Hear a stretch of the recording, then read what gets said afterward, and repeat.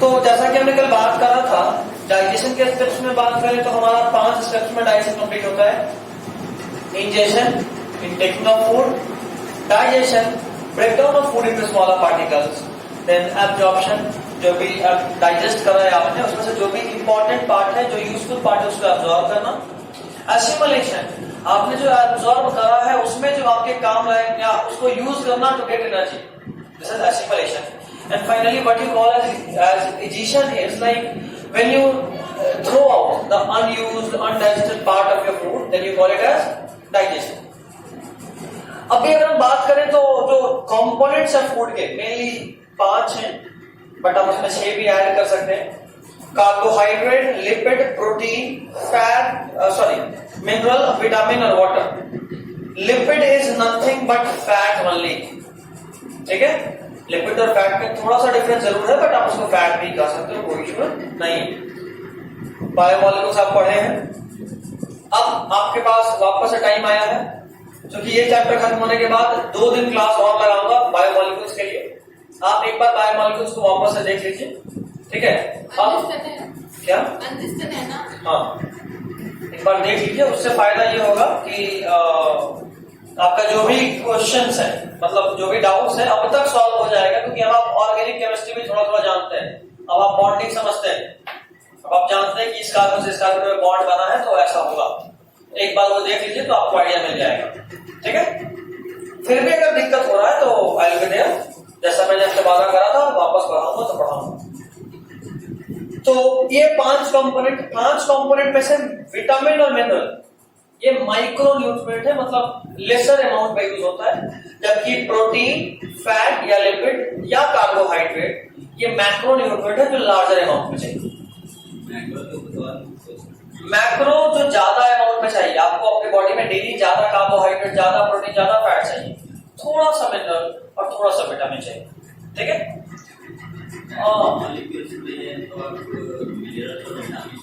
हाँ भाई, तो बोल रहा हूँ मिनरल्स और विटामिन मैक्रो लिखा है, गलत है, वो माइक्रो होगा। 1 मिनट रुको, वो ओवरऑल नहीं है, वो मैक्रो मॉलिक्यूल्स है, मैक्रो न्यूट्रिएंट्स नहीं।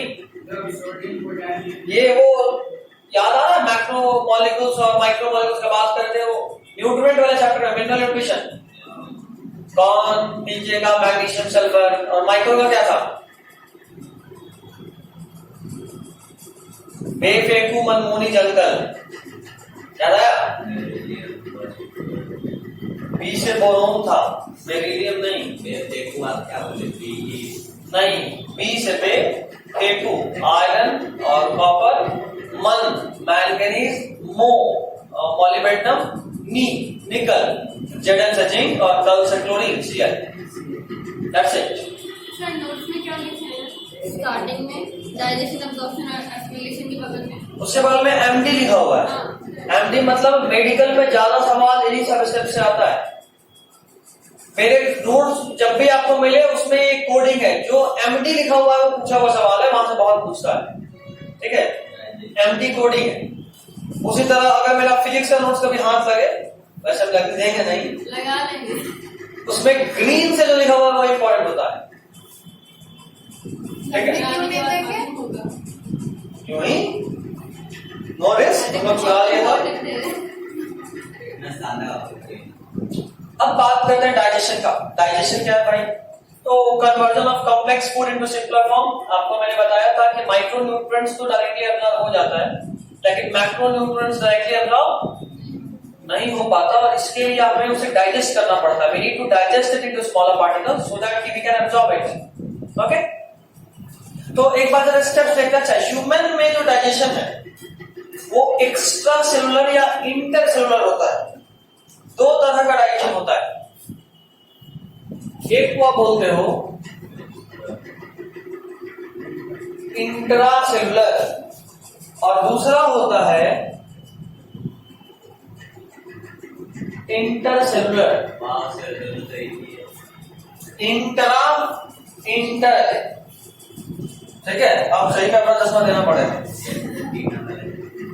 वैसे हमने एक बात करा था कुछ क्लास 11 के फर्स्ट चैप्टर में, इंटर स्पेसिफिक इंट्रा स्पेसिफिक, याद आ रहा कुछ? वहां कुछ ट्रिक बताए थे, जब भी दो के बीच में बात करें तो वो इंटर यूज करते हैं, इंटरनेशनल, दो नेशन के बीच का चीज, और एक ही नेशन के अंदर होगा तो क्या बोलेंगे? इंट्रानेशनल। तो अगर आप बोल रहे हो intracellular means digestion is taking place inside the cell, ये लिखा हुआ नहीं है, सब लिख लो।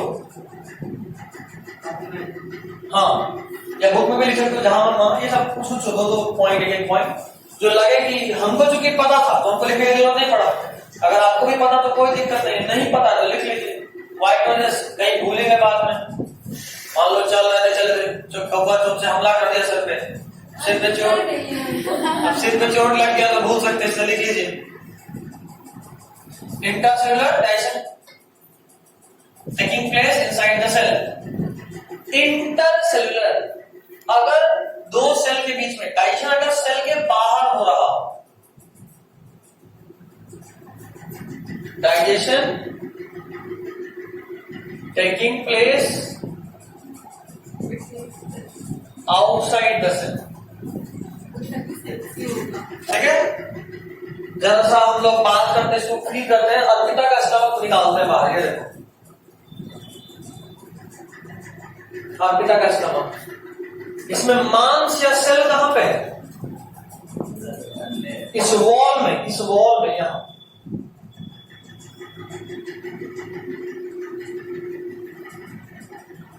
ये स्पेस क्या है? दिस इज हॉलो स्पेस, खोखला है।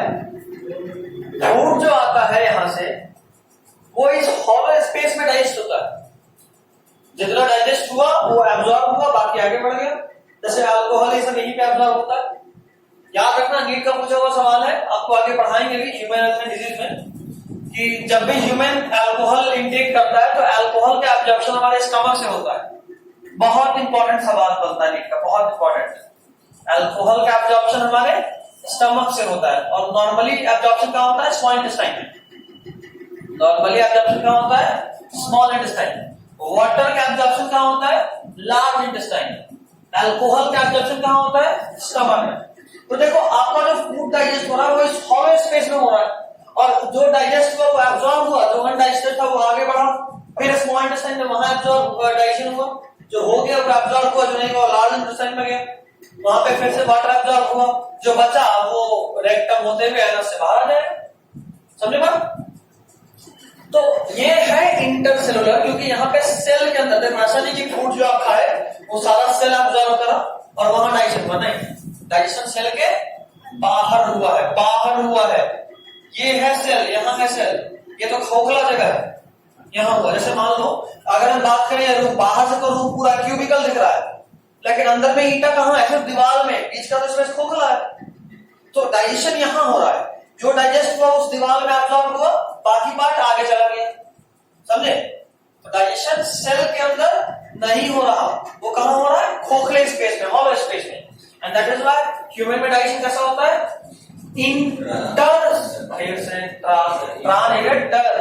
मेढक बनो, मेढक, इंटरसेलुलर। Got it? चलिए, अब जरा सा डाइजेस्टिव ट्रैक्ट का बात करें, ऑर्गन का बात करें। स्टार्ट होता है बकल कैविटी से। बकल कैविटी में आपको टिथ, टंग और सैलिवरी ग्लैंड के बारे में पढ़ना है, जहां पे इंपॉर्टेंट क्वेश्चन टिथ और सैलिवरी ग्लैंड से बनता है, टंग से सवाल नहीं होता ज्यादातर, ठीक है? पहले बहुत पूछता था, अब नहीं पूछता है, इसलिए टंग को थोड़ा सा कम इंपॉर्टेंट टिक करा हुआ है। नेक्स्ट इसोफेगस, इससे भी क्वेश्चन नहीं बनता, स्टमक से बनता है। स्टमक को बायोलॉजिकली हम लोग गैस्ट्रो टर्म यूज करते हैं। अगर पेट से रिलेटेड तो बीमारी और सुनते होंगे, डॉक्टर बोलता है गैस्ट्रोलॉजी डिपार्टमेंट में जाइए, है ना? गैस्ट्रो के तरह का ये होता है गायनी, हाँ, गायनी या गायनो, एक्चुअली गायनी होता है। किससे रिलेटेड होता है? फीमेल, प्रेगनेंसी नहीं, फीमेल रिप्रोडक्टिव ट्रैक्ट, सब कुछ उसमें आएगा। सिर्फ प्रेगनेंसी के लिए नहीं होता गायनी डिपार्टमेंट, कोई भी रिप्रोडक्टिव ट्रैक्ट इन्फेक्शन है वो सब गायनी में जाएगा, ठीक है? तो स्टमक के लिए गैस्ट्रो टर्म यूज करते हैं, गैस्टर। तो जाहिर सा बात है, स्टमक में कोई ग्लैंड है तो क्या बोलेंगे? Gastric gland. ठीक है। स्टमक पे कोई बीमारी है किसको दिखाएंगे? गैस्ट्रोलॉजी डिपार्टमेंट या गैस्ट्रोलॉजिस्ट, समझ रहे? उसके बाद स्मॉल इंटेस्टाइन में फूड जाता है। स्मॉल इंटेस्टाइन का 3 part, duodenum, jejunum, ileum. Duodenum, jejunum, ileum. ध्यान देने का वाला बात सबसे अधिक जो इंपॉर्टेंट है वो है इलियम। इलियम का स्पेलिंग कई बार एग्जाम में पूछ दिया, ilium is a part of digestive tract, skeleton system, तो फंस जाइएगा। ILE है तो डाइजेस्टिव ट्रैक्ट का पार्ट है, अगर ILI है तो वो स्केलेटन सिस्टम का पार्ट है। ठीक है। इलियम कहाँ का हड्डी था याद आ रहा है? हिप बोन के आसपास, किडनी रीजन के पास होता है, किडनी के ठीक बीच में। और वहां पे बताए थे फीमेल और मेल में एक डिफरेंस होता है। प्यूबिक, जो प्यूबिस बोन होता है मेल में फ्यूज होता है, फीमेल्स में फ्यूज नहीं होता है। क्यों नहीं होता फ्यूज?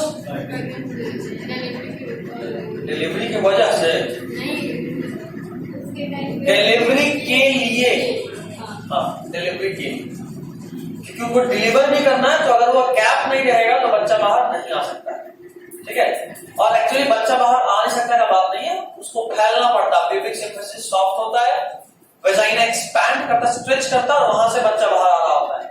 तो उसके लिए बोन को पीछे जाना जरूरी है, और अगर वो जुड़ा रहेगा तो पीछे जाने में टूट जाएगा। तो माँ भी गया बच्चा भी गया, दोनों ऊपर एक साथ, है ना। तो इसलिए माँ को बचाने के लिए और इंटर्न बच्चे को भी गॉड इस तरह से डिजाइन करे हैं कि वहां पे गैप होता है। गैप नहीं, एक्चुअली कार्टिलेज होता है फीमेल्स में, कार्टिलेज जो कि सॉफ्ट हो जाता है तुरंत, और वो कार्टिलेज लूज, बहुत लूज होता है, कई बार तो ज्वाइंटेड नहीं होता है, जबकि मेल के केस में ऐसा नहीं होता।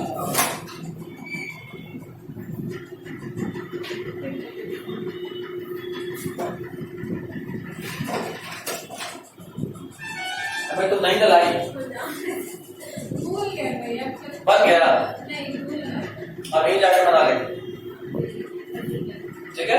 छोटा भाई का फुट वाला कॉपी होगा, इसलिए तुमको काम नहीं है, तो पता था किससे काम कराना है, बाकी किसी के यहाँ कूट ही नहीं मिलेगा। क्या कूट? कूट, अब कूट वाला कॉपी कौन यूज करता है? अब तो सबका पतला पेपर होता है। ठीक है, तो उसी पे काम कर लेंगे, कुछ नहीं करना, बस उस पर चार्ट पेपर लगाना है, किसी भी तरह का पेपर भी, व्हाइट पेपर भी चलेगा, क्लास 11 12, बस कोई डिजाइन स्पेशल करने का जरूरत नहीं है। हाँ, तो वो किसी और से कराएंगे, तो बस ट्रिक के अलावा तुमको नहीं करना है। गुड, वो छुपा रही है।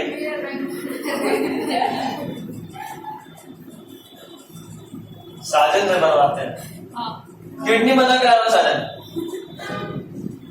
रो देगा बेचारा।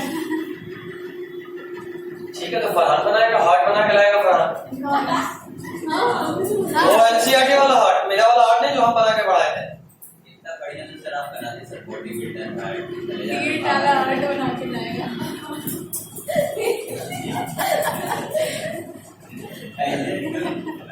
चलो ठीक है।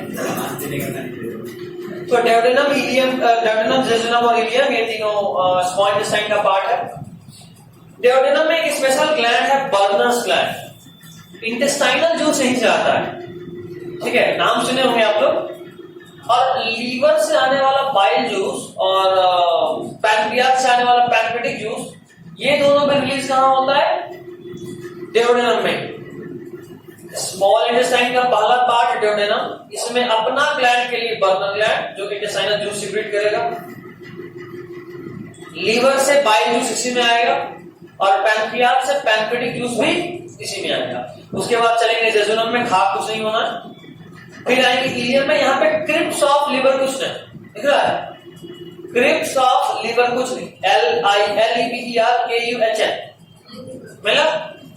ये कुछ कैप्स लाइक स्ट्रक्चर, ऐसा ये देखो, ऐसा स्मॉल इंटेस्टाइन होना चाहिए नॉर्मली। ठीक है, इसमें क्या है, बीच बीच में ऐसा है,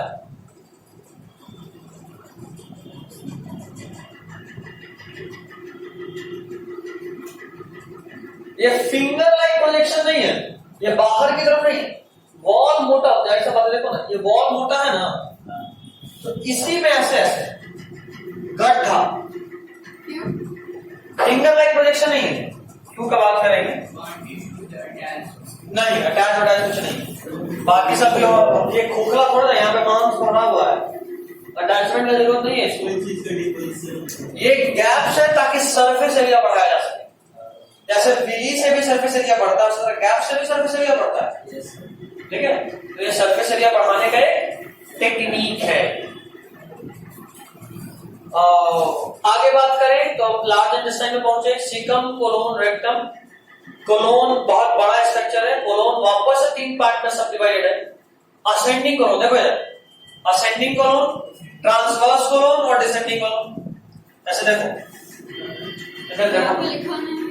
कोई नहीं ना, इतना क्या होगा।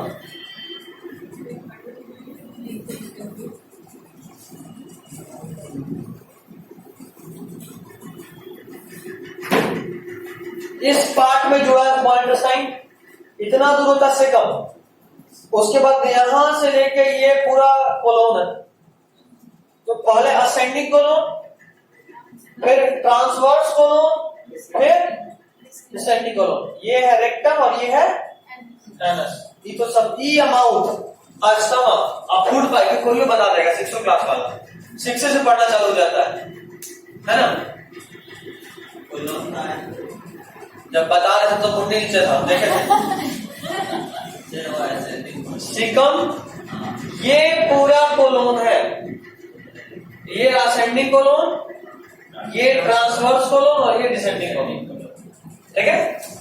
चलिए अब बात करते हैं आपके, तो क्या बोलते हैं, लो छुट्टी को बोलते हैं।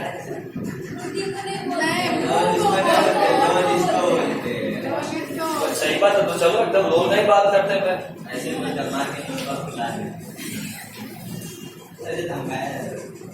कोई बात नहीं।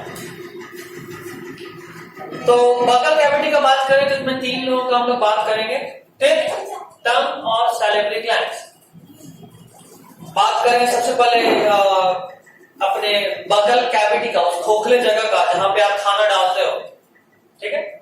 बगल कैविटी में एक बोन होता है, एक या 2 बोन होता है, उसका नाम है पैलेट बोन।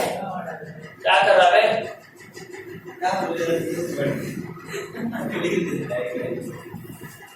मत कर, पैलेट बोन। अब ये पैलेट 2 तरह का है, हार्ड पैलेट और सॉफ्ट पैलेट। जरा अपने जीभ को कस दो, ऊपर में सटाओ अपने माउथ के अंदर। अगर आप आगे साइड में सटाओगे तो थोड़ा सॉफ्ट है, पीछे साइड में सटाओगे तो हार्ड है। मिला?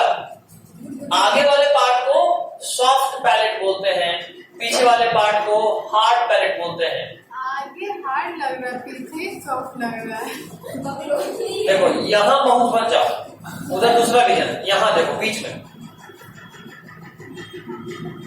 Got it? दूसरा चीज अगर आप देखोगे तो वहां पे कुछ कर्व से भी देखने को मिलेगा, कुछ ग्रिप टाइप का चीज। तो ये भी फूड में ग्रिप बनाता है। तो मान लो कि तुम किसी चीज को रोटी का मुंह में डाले, चबाने के लिए दांत दबाए, फिसल के इधर पहुंच गया, दांत ऐसे कर लिए, ठीक है। तो वो ग्रिप देता है, क्योंकि फूड में जब सलाइवा मिलता है तो उसको स्लिपरी ही बनाया जाता है ताकि वो इंगल्फ करा जा सके। और उस केस में भी ग्रिप देने का काम किसका है? इसी पैलेट सिस्टम का। वहां पे कुछ ग्रूव्स होता है, कुछ ग्रिप्स होता है, जिसको रियोगी बोलते हैं। देखो दिख रहा है रियोगी या रीजर। हार्ड वाले में देखो पैलेटाइन रियोगी।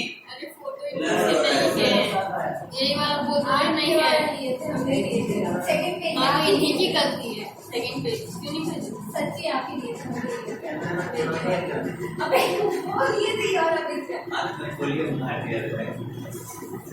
मार देंगे ना अभी, मार देंगे तो क्या होगा? फोटो ठीक हो जाएगा क्या? वैसे नहीं लगेगा, ठीक हो गया। देख लो तो जल्दी बार पढ़ लिया मेरे पास, इससे क्वेश्चन पूछिए ना।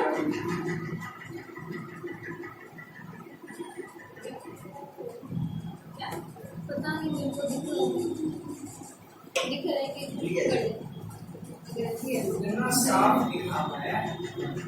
भैया ये थे कैम स्कैनर क्या कर सकता है? फोटोग्राफर को पैसा खिलाओ।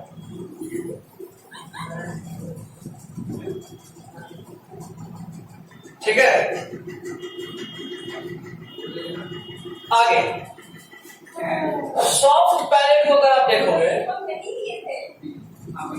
अगर आप सॉफ्ट पैलेट को देखिएगा तो सॉफ्ट पैलेट जहां पे अभी अर्पिता बात करती थी, पीछे वाला ज्यादा सॉफ्ट लग रहा है, तो सॉरी हाँ, सॉफ्ट पैलेट में सबसे पीछे में अगर हम जाए, सबसे पीछे में, वैसे उल्टा ही हो गया, यहाँ पर घंटा एक्चुअली बचपन से कंफ्यूज थे, नया नया कंफ्यूजन नहीं है। आगे हार्ड है ना? आगे हार्ड है, पीछे सॉफ्ट है। वही तो तुम तो बोले भी नहीं, बोले नहीं थे, बट हम भी सोच रहे थे। सोच रही बट है। जब इसको बोल रहे थे कि यही होगा क्या, तो टीचर है मान ही जाते हैं बस। बकलोल। आप दिन को रात बोलेगा तो हम लोग भी दिन को रात बोलेंगे। दिन पागल नहीं है। अब कौन गाना याद आ रहा है? कोई गाना याद आ रहा है इससे? दिन को रात मैंने कहीं सुना है, अलग सुनाई थी। अरे यार लेक्चर तो गोली मारी कोई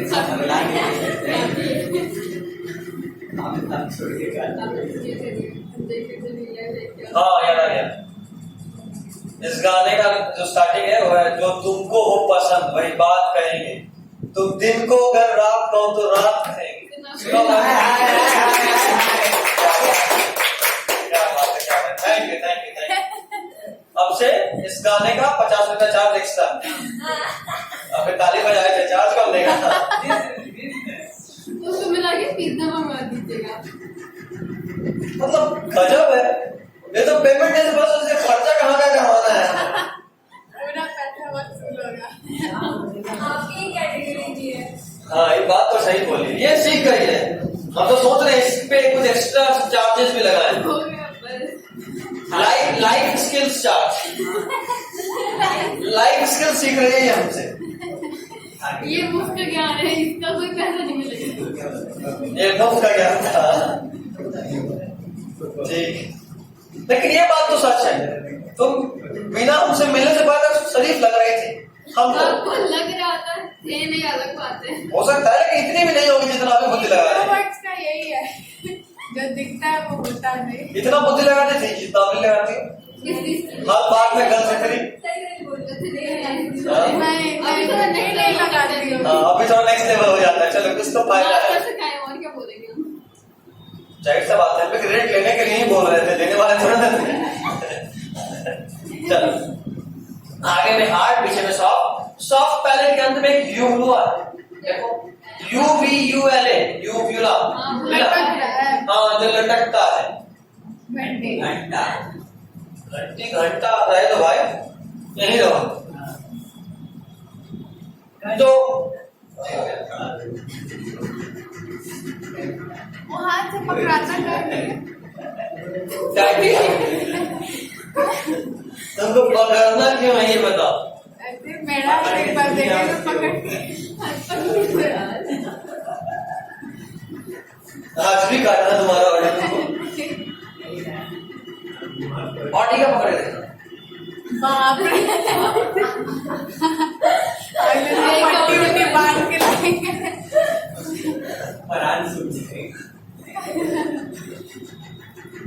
Next is there were stony structures that remains embedded in the socket of jaw and hence called trichodon.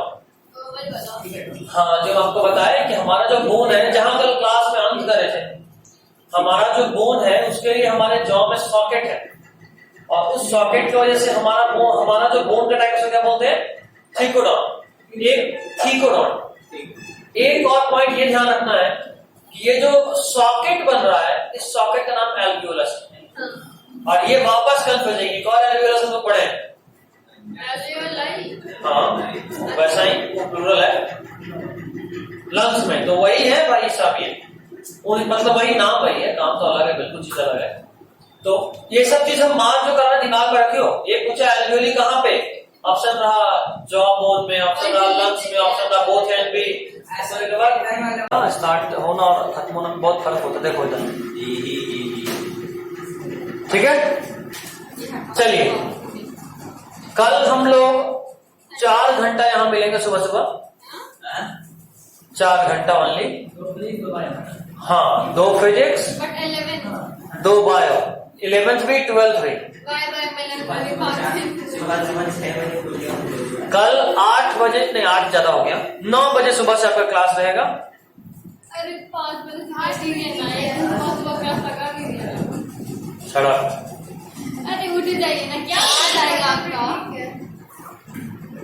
एक काम करते हैं, 4 को हटा देते हैं, बायोलॉजी 11th कल ऑफ कर देते हैं। फिजिक्स का फिजिक्स हो गया 11th का। नहीं, कल 11th फिजिक्स, अभी तो बोल रहे हैं तो 3 घंटा रखते हैं। मंडे वेडनेसडे फ्राइडे में तो कराइए, नेट बायो करा दीजिए, कल फिजिक्स करा हम दीजिए। बायो कराएंगे अब मंडे वेडनेसडे फ्राइडे, ठीक है।